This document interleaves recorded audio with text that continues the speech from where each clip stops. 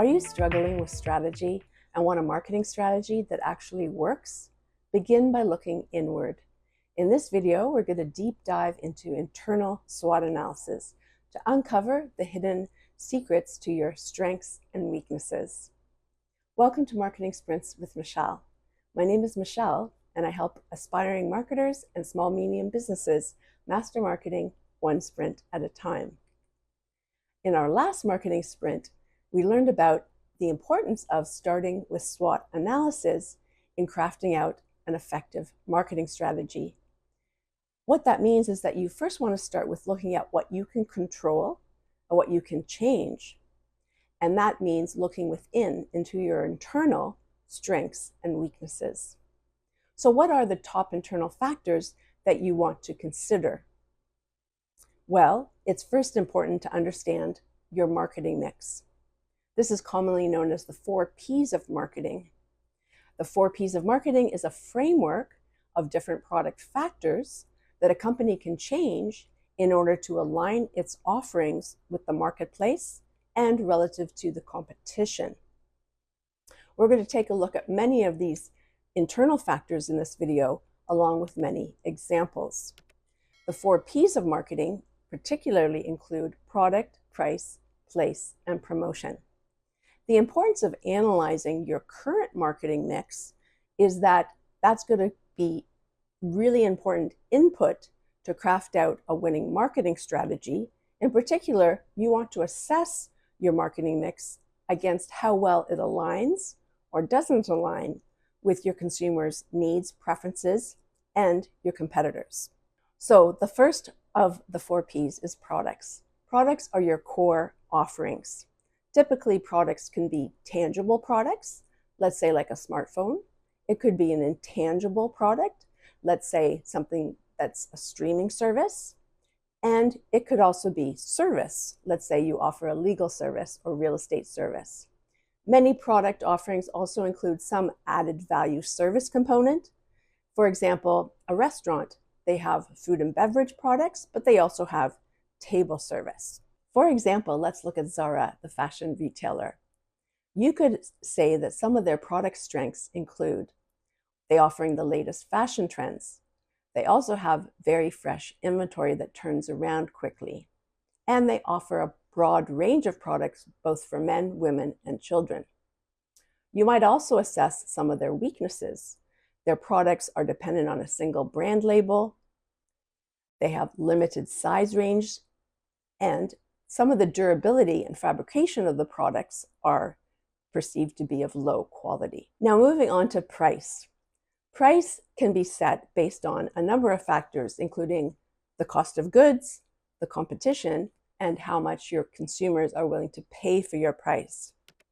You can price your products at market, below market, or above market, commonly referred to as premium pricing.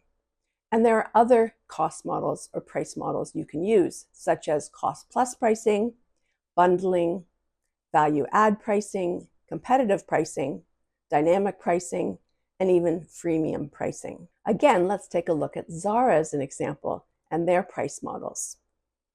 We can see that they offer affordable luxury at reasonable prices.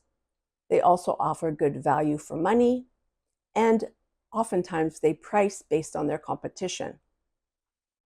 On some of the weaknesses, you can say that they actually do have some price segmentation, as we see some quite higher prices for some of their limited edition offerings. And some of the low prices can be perceived as poor quality. Now, regarding place, it should be very easy for your consumers to locate and purchase the goods and services you're offering. Today, most consumers do shop and buy things online. Also, brick and mortar retail businesses or in-person services, your geographic locations are very important. And you also want to consider the logistics from your manufacturing facilities if you're using other distribution channels. Again, if we look at Zara's place, they have over 2,000 retail locations in over 96 countries, and they have great proximity to high volume shopping areas. They also have an e-commerce platform and a vertically integrated supply chain. Some of the weaknesses are, though, that most of their locations are in very near proximity to their competitors, and their online presence in some aspects is a little bit weaker than some of their competitors. The final of the 4 Ps is promotion, and that's all about how you're going to tell the story of what you have to offer and how it helps your customers. So your promotional strategies can include a combination of many different things, including digital marketing. That could include social media marketing, email marketing, your website, and search engine marketing, among others. But you also want to consider a mix of other promotional strategies, such as advertising, public relations, sponsorship, personal selling, direct marketing, sales promotions, and trade promotions. If we take a look at Zara's promotional mix, some of its strengths is that it's very strong in social media, and particularly on platforms such as TikTok, Instagram, Facebook, and YouTube. They also use influencer marketing quite extensively, and they offer limited time sales promotions. On the other hand, they use a very limited use of advertising, public relations, and they don't offer or use any personal selling. Now, beyond your marketing mix or the 4 Ps of marketing, you definitely also want to look at your customer base. Now, some even consider this the 5th P of marketing, people. I like to think of it that way because it really forces you to make sure that your strategies are customer-centric. Now, regarding your customers, you want to answer a number of questions, including the following. How many customers do you have? How large is your customer base? Who are your customers? What customer segments are you successfully selling into? How is your customer satisfaction? Do you have any persistent customer complaints? And do you have repeat and loyal customers or a high customer churn rate?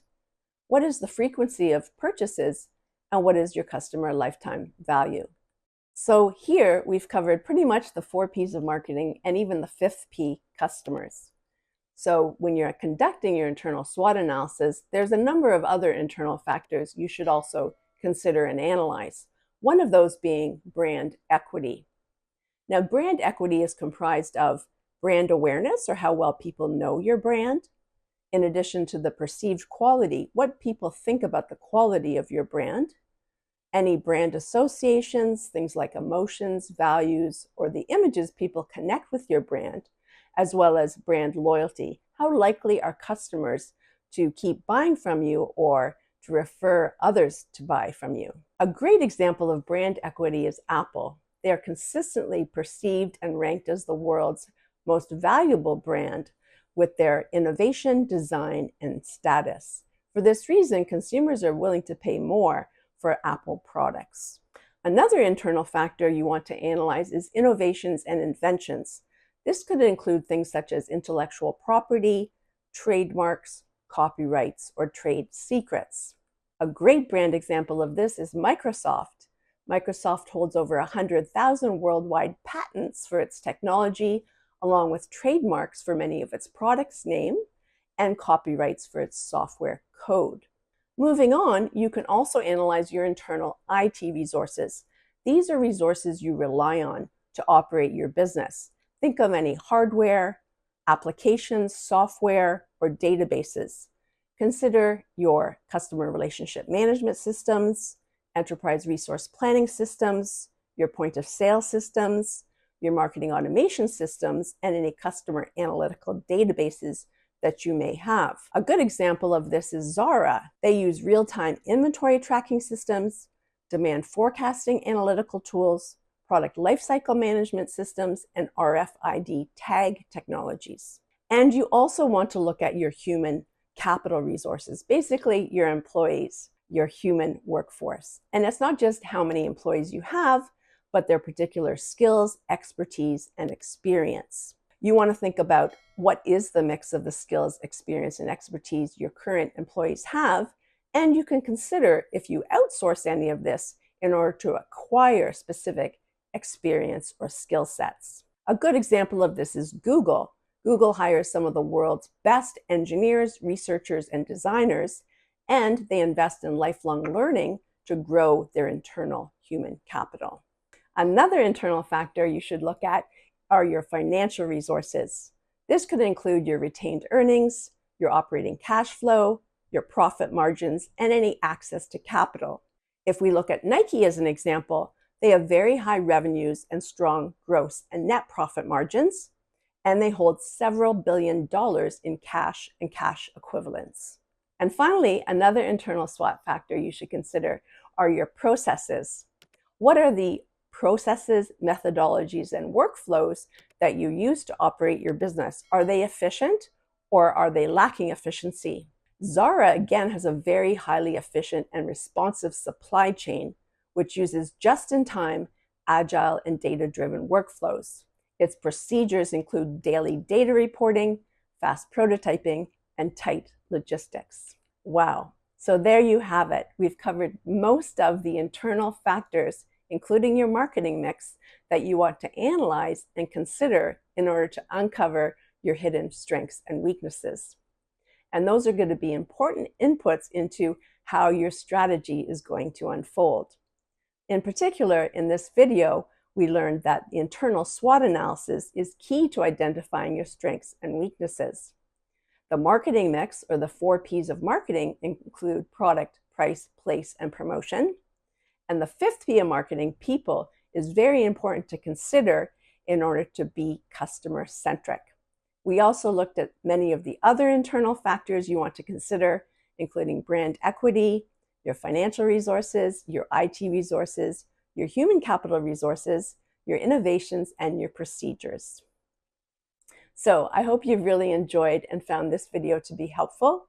If you like it, please push the like, maybe share it with a friend and colleague. And if I can ask you to subscribe and click the notification bell so you can receive upcoming videos. Are there any other internal factors we may have overlooked in the video? If you can think of some, please share in the comments below. Thanks for your time today. Peace to you, and we'll see you next time.